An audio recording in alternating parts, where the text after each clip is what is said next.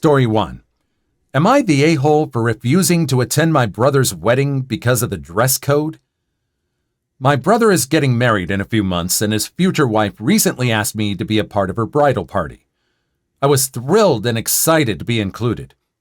But then she informed me that the dress code for the bridal party was gender-specific, with women expected to wear dresses and men expected to wear suits.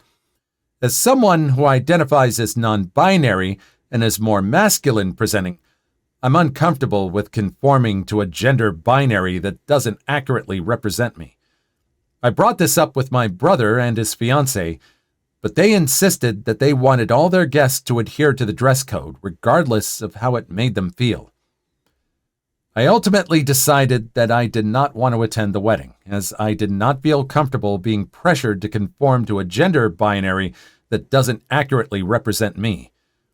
My brother and his fiancée are now upset with me, accusing me of being difficult and not willing to compromise. After a fight with them, I found out they went behind my back and involved my mom.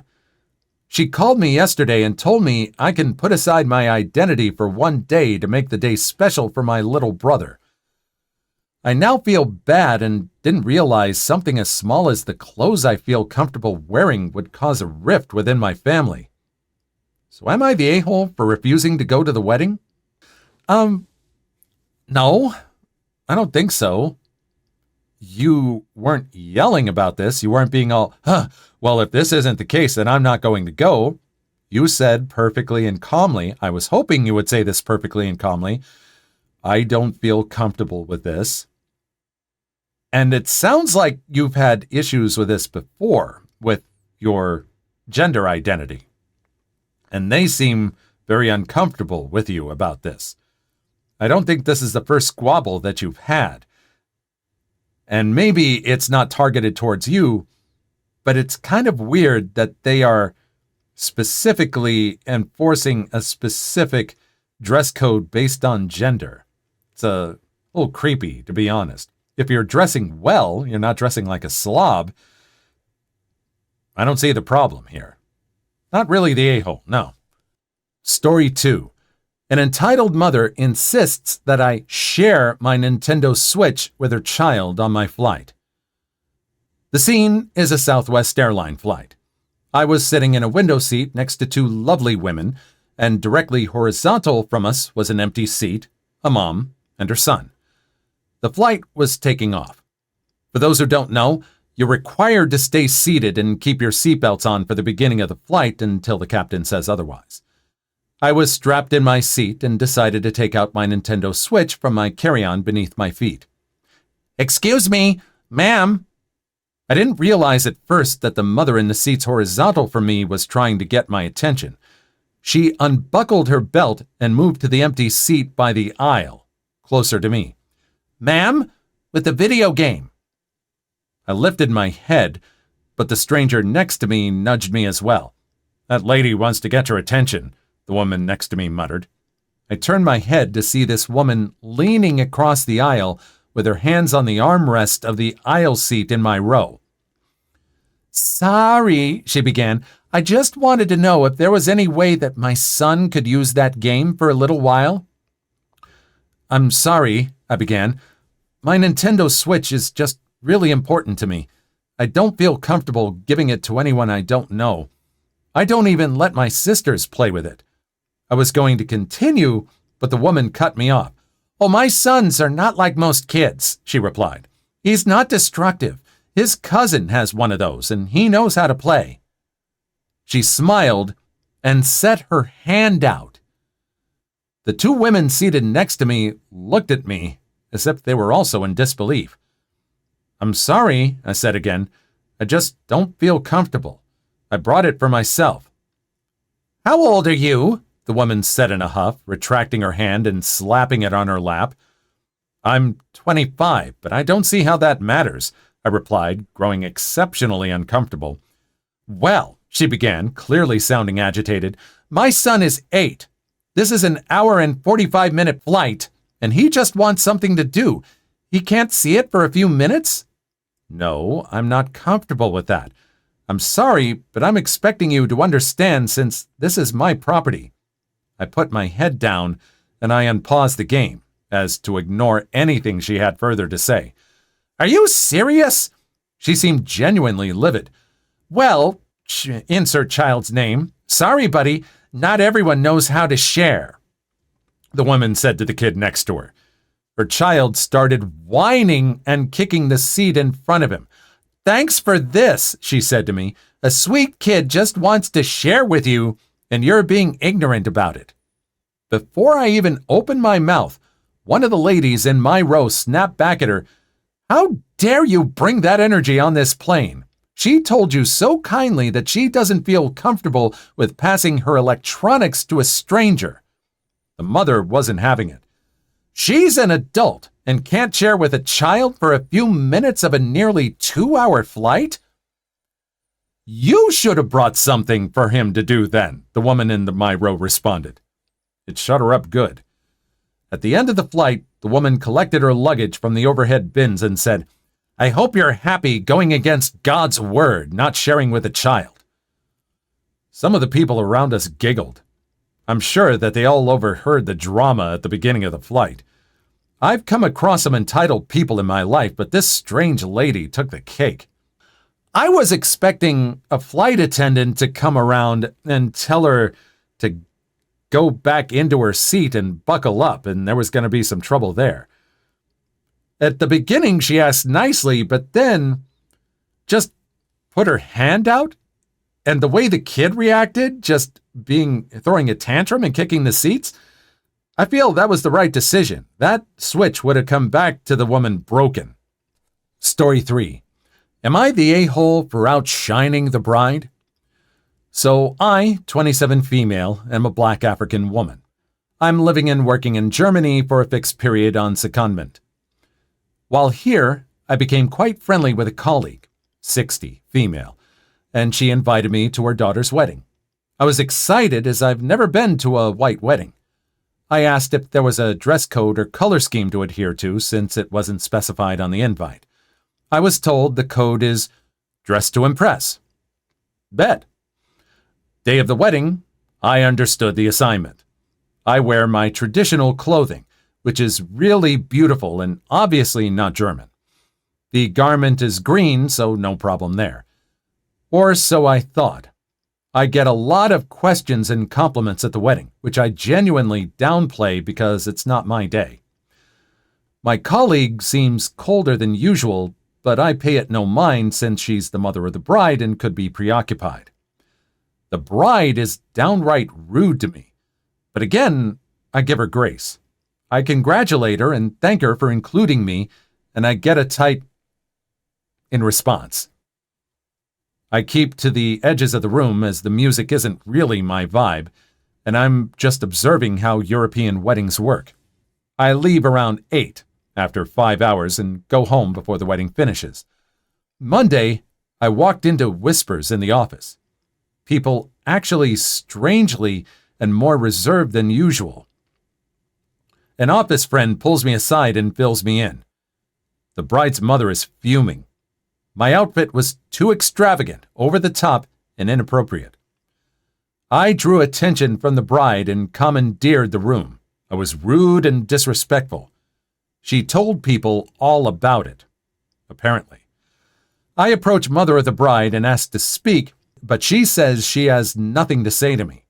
I ask her why she has to say to everyone else about me, but not to me, and she calls me an insolent child. I explain to anyone who scolds me that this was my first white people wedding. I specifically asked what to do and what to wear and followed the guidelines. Where I'm from, there's no such thing as outshining the bride. Weddings are a fashion show and a chance to wear your best and brightest clothes. They told me this isn't Africa, which was racially coded, and people here have manners. I laughed and told that person to go to hell. So she's telling people I lack remorse for my behavior. I'm wondering if I really am the a-hole, though. No, not really. A lot of people really liked your outfit and were making comments about it. and you seem to keep to the sides of everything. This woman told you to dress to impress. You did. Dress to impress. How, anything else, if she had to say, don't outshine the bride, that would have been another story. But you understood the words, and it's kind of her fault for miscommunicating. No, I don't think you're the a-hole. Story 4. A 14-year-old massage therapist at a high-end spa discovered that the company policy prohibits minors from receiving massages with male therapists. Spas in Maryland. A friend would like to know if this is a discrimination case because his spa does not allow minors to be massaged by male therapists, even with parents in the room, but it's okay for female therapists to give massages to minors. He's losing out on an income where parents specifically request him for their athletic children, but company policy states male therapists cannot treat minors. He has not spoken with management yet. He just found out because a friend requested him, but was told her child had to see a female, and the parent told him. Any suggestions on how to approach management would be appreciated. Edit. Policy states that parents must be in the room while the minor is being treated by a female therapist, but they will not even allow a minor to be treated by a male therapist even with the parent present. Minor update. I advised him of his many options after reading the comments. He went to management, it's a very large salon and spa, and they told him it was an error and misunderstanding on the receptionist part and that they would call the client and mom and schedule an appointment for her son with him. Mom is a client of the therapist and will be present during massage. I'm guessing that they know they set themselves up for a lawsuit and covered it up by saying it was an error. The mom was specifically told that boys and girls can only be seen by female therapists with a parent in the room. Thank you for everyone in the comments. If the issue comes up again, you will be going over their heads to handle this legally. First of all, I didn't realize that anyone as young as 14 could be a massage therapist. And great that this person could find work, and grateful that there's something set in place for parents to be in the room. Kind of weird, though, but I'm glad it was resolved. I guess we don't need comments on that one. On to the next story. Please like and subscribe if you made it this far. I hope you'll enjoy the rest of the video and have a wonderful day. Story 5. Am I the a-hole for wearing a bikini even though my sister just had a baby? I, 26 female, am on a family vacation.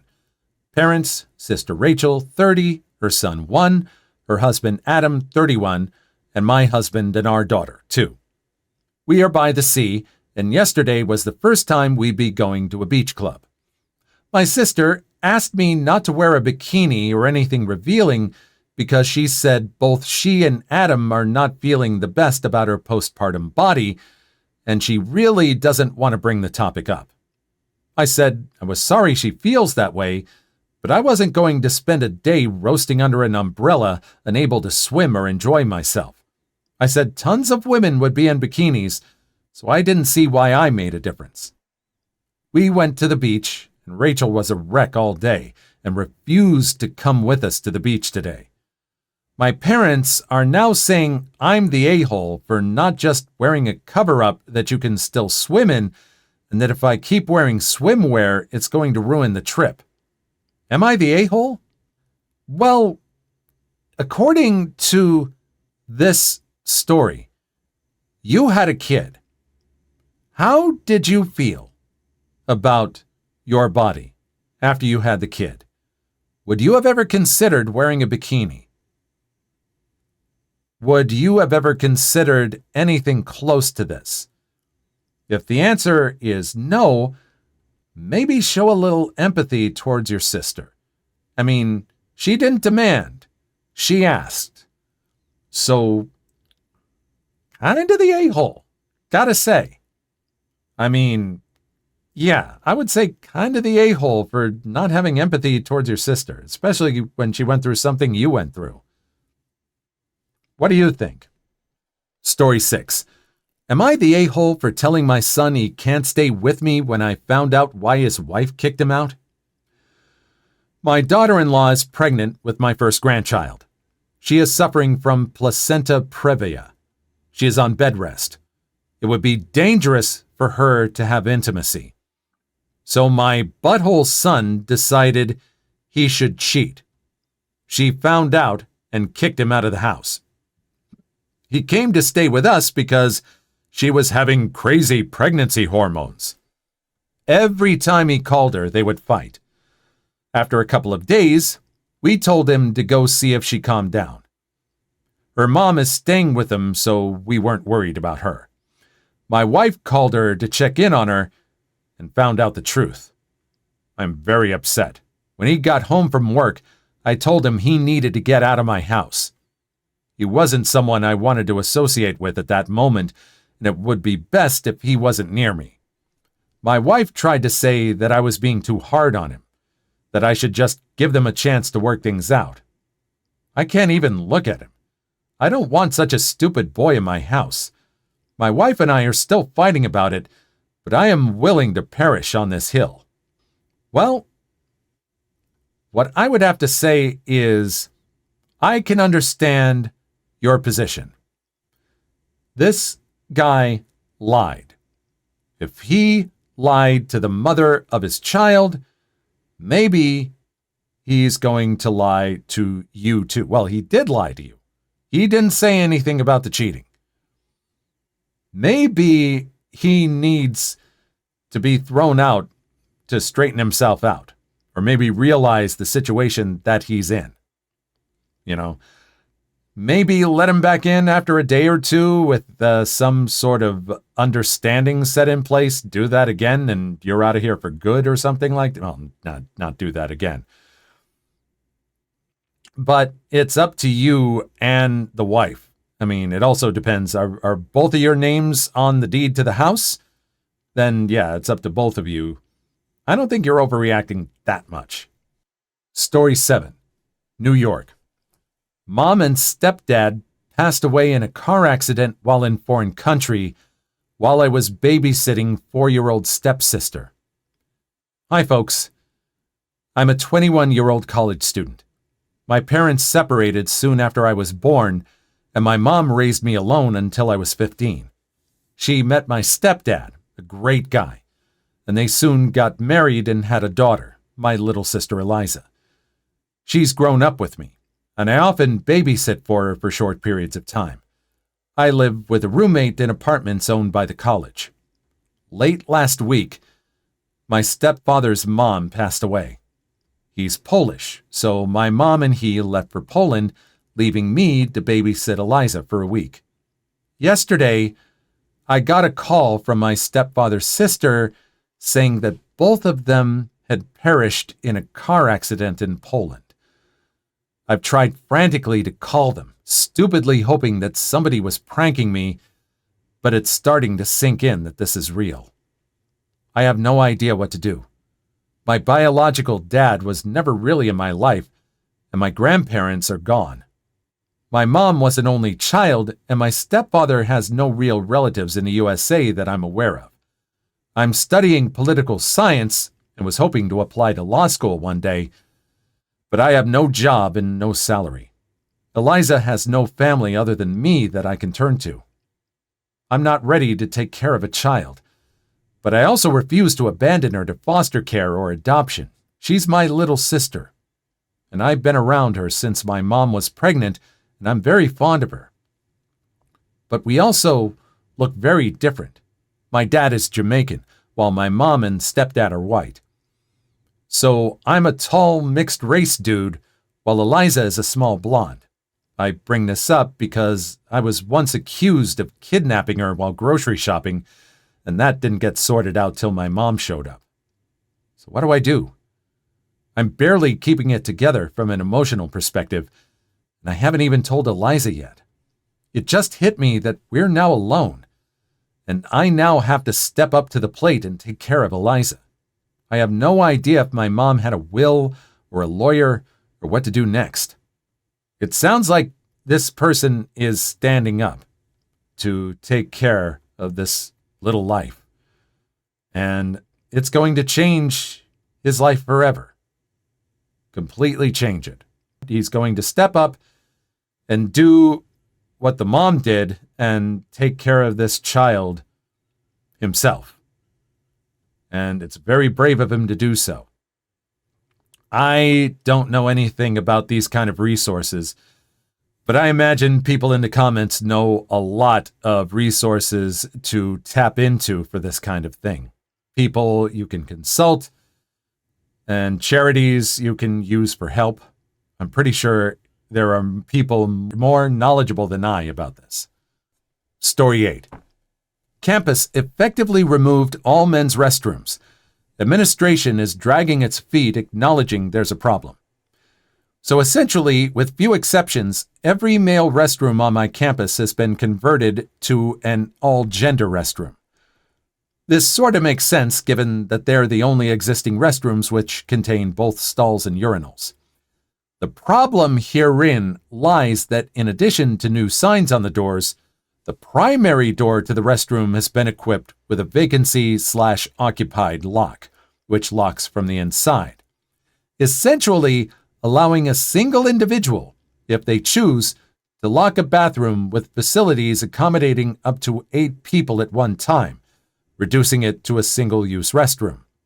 On numerous occasions, men have had to leave lecture halls and travel to other buildings with the hope that the all-gender restroom in that building has not been locked also. I brought this issue to our school's Department of Diversity and Equity, where after 3 weeks of obfuscation, I've managed to meet with the department head and have a conversation with her, where I've essentially been told to shove it. Is there any sort of federal or NYS legislation with which I can bring their attention and try to instigate real change?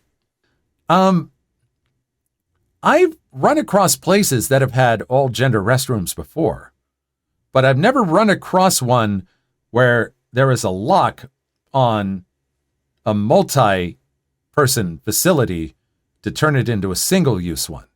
I don't get that. That is more of an issue of just being nice to other people and letting other people use it. Why would they do that? I don't think that would be a gender issue. If they said all the male restrooms are done like this, what about the female ones? Does that mean that males can use the female restrooms in case of an emergency? What do you think about that? That's a very big issue that's going to be very explosive down the line. Please leave your story in the comments. I would love to make a video on them in the future. Also, don't forget to like and subscribe.